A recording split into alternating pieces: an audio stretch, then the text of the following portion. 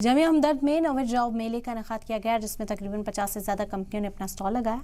इस जॉब मेले में बड़ी तादाद में नौजवान और तलबा पहुंचे। आपको बता दें कि इस जॉब मेले का इनेकाद जामिया हमदर्द ने WebMP के साथ मिलकर किया, जिसमें 8वीं पास आउट से लेकर पोस्ट ग्रेजुएट और प्रोफेशनल कोर्स के तलबा भी बड़ी तादाद में पहुंचे।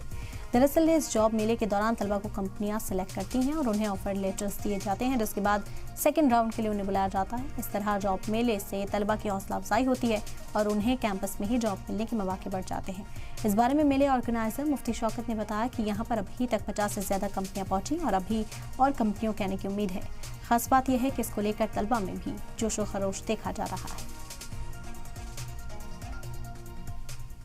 देखिए, आपको ये मालूम होगा कि ये जो जॉब फेयर है ये बिजनेस एम्प्लॉयमेंट ब्यूरो और AMP और जामिया हमदर्द इसमें सपोर्ट कर रही है।